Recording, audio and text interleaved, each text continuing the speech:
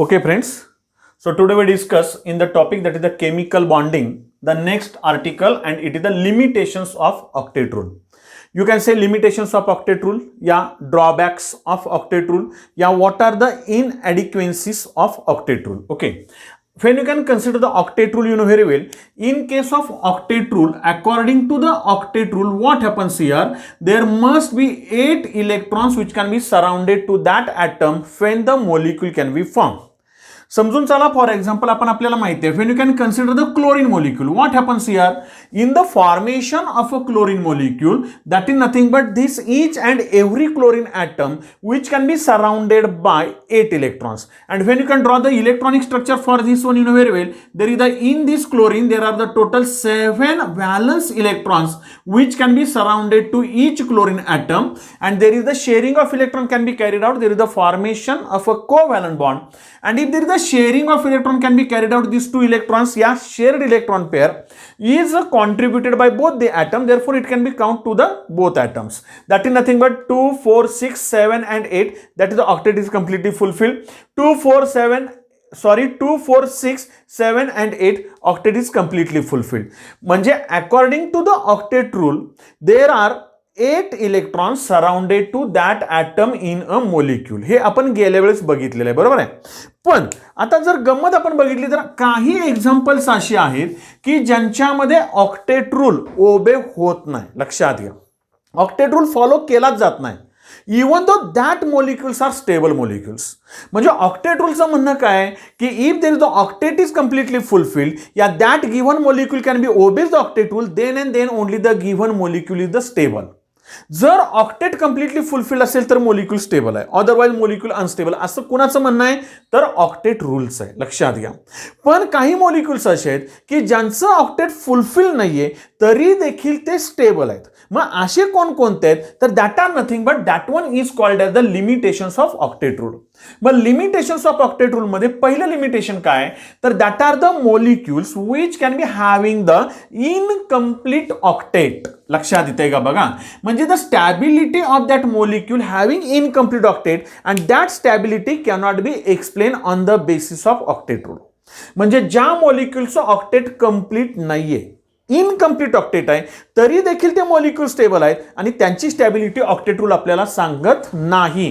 For example, when you can consider the example of this one and that is nothing but the beryllium chloride, या you can say beryllium dichloride BeCl2.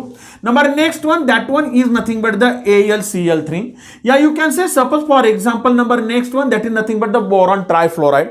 Like these molecules, what happens here? Very simple. When you can consider in this that is the beryllium dichloride, when you can consider this is the beryllium and these two chlorine which can be surrounded to the central beryllium atom. मग आता जर मला सांगा beryllium सेंटरला आहे, इकडं chlorine आहे, इकडं क्लोरीन आहे, आता त्याचे मी इलेक्ट्रॉन बाकीचे काढत बसत नाहीये. क्लोरीनचं ऑक्टेट फुलफिल्ड आहे, याचं ऑक्टेट फुलफिल्ड आहे, बरोबर. म्हणजे इथं आपण बाकीचे इलेक्ट्रॉन काढलेले नाहीयेत, लक्षात घ्या. पण बेरिलियम जर घेतलं तर त्याच्याकडे 2च बॉन्ड्स आहेत. याचं कारण काय तर when you can consider the beryllium can be having atomic number 4, electronic configuration is the 1:2:2. In outermost energy level your valence electrons are 2 and that 2 electrons which can be contributed by this beryllium.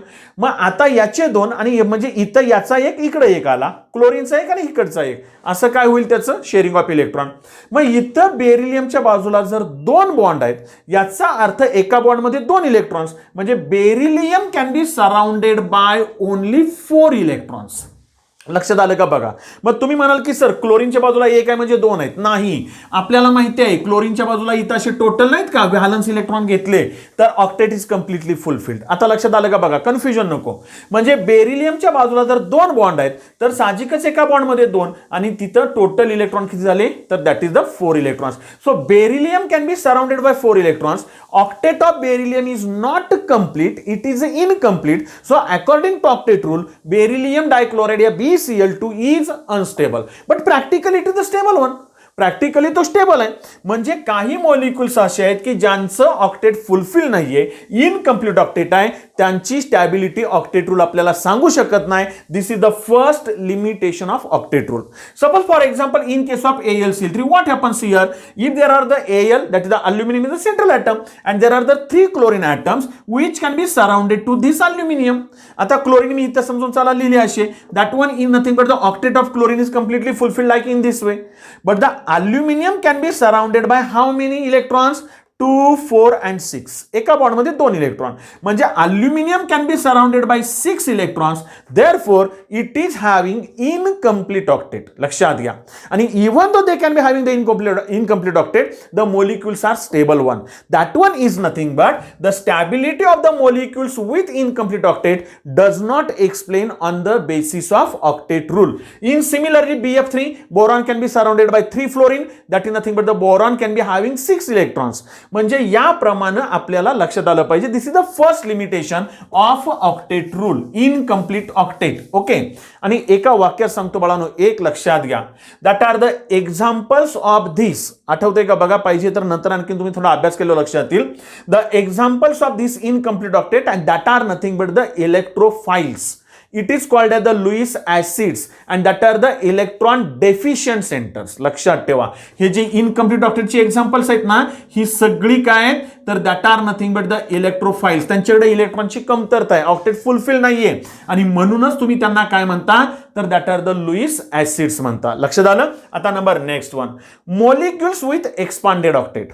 That are nothing but the stability the molecules which can be having the expanded. Expanded म्हणजे काय तर that are nothing but the more than 8 electrons. यांच्या सभोवताली less than 8 electrons incomplete octet. जर 8च असतील electrons, for example chlorine घ्या, methane घ्या, at that time you can say there is the octet is completely fulfilled. पण 8 पेक्षा जर जास्त इलेक्ट्रॉन्स असतील सेंट्रल ॲटमच्या सराउंडिंगला, तर मात्र त्याला काय म्हणायचं तर it is called as a expanded octet. Expanded ऑक्टेटसाठी सगळ्यात चांगलं एक्झाम्पल तुमच्या माहितीचं देतो, and that one is nothing but the phosphorus pentachloride, PCl5. लगेच लक्षात आलं पाहिजे काय होईल. Suppose for example number next one, that is nothing but the SF6, sulphur hexafluoride. Next example, that one is nothing but the IF7, iodine heptafluoride. Next example and that one is nothing but the sulphuric acid. आता याच्यामध्ये कसं आहे बघा, साधे example घ्या. PCl5 आहे तर clear cut आहे, the phosphorus which can be surrounded by this 5 chlorine atoms. 1, 2, 3, 4, 5 Cl आहेत. म्हणजे फॉस्फरसच्या भोवती जर का इथं 5 बॉन्ड्स आहेत तर there are the 10 electrons surrounded to this phosphorus. फॉस्फरसच्या सराउंडिंगला किती इलेक्ट्रॉन्स आले 10, आणि 10 electrons more than 8 electrons, and that octet is called as the expanded octet. मग ऑक्टेट रूलचं म्हणणं काय, 8 इलेक्ट्रॉन्स पाहिजे, then and then only stability is there. But if you can say the practically phosphorus pentachloride या PCl5 it is a stable one. म्हणजे काही molecules असे आहेत की ज्यांच्या सराउंडिंगला 8 पेक्षा जास्त इलेक्ट्रॉन्स आहेत तरी देखील ते स्टेबल आहेत, and it is nothing but the limitation of octet rule. लक्षात येत आहे का बघा बाळांनो. तसंच इथं आपण गेलो सल्फर हेक्साफ्लोराइड. आता क्लिअर कट आहे, सल्फरच्या बाजूला किती फ्लोरीन असणार आहेत 6. म्हणजे sulphur surrounded by how many electrons 12 electrons. It is also expanded octet. It is also stable. Iodine heptafluoride. Iodine can be surrounded by total 7 fluorine. That are nothing but iodine can be surrounded by 14 electrons. It is also expanded octet and it is also stable one. H2SO4 that one nothing but the sulfuric acid. Example देतो. Sulfuric acid चा formula हे बघा हा असा आहे बघा. Structure लक्षात येतंय का बघा.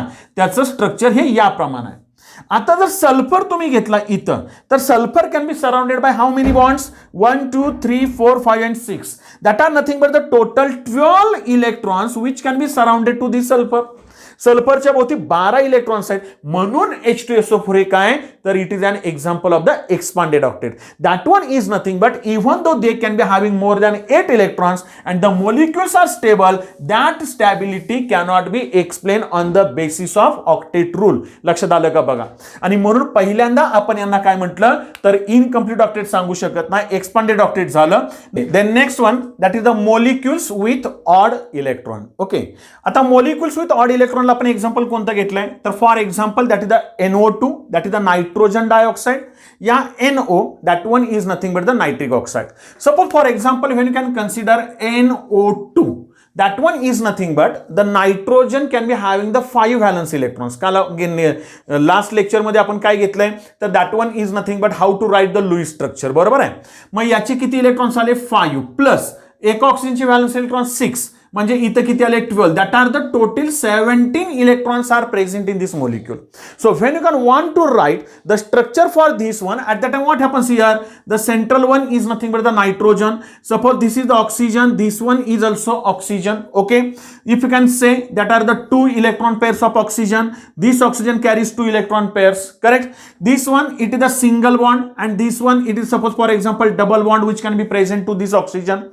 What happens here, if there are the double, that is the 2 bonds and 2 electron pair, octet is completely fulfilled. Here what happens, single bond, therefore there is the, you can write here 3 electron pairs. Okay, then that is nothing but the octet is completely fulfilled. But how many total electrons are there? This is the 2, 4, 6, then 8, then 10, then 12, then this one that is the 14, 16 and this is the 17 electrons. लक्षात घ्या, म्हणजे इथं नायट्रोजनवर काय येणार आहे positive charge आणि ऑक्सिजनवर येणार आहे negative charge, which can be cancelled with each other. Therefore you can write here that is the structure for NO2 and that one is nothing but the nitrogen dioxide. लक्षात येतंय का बघा.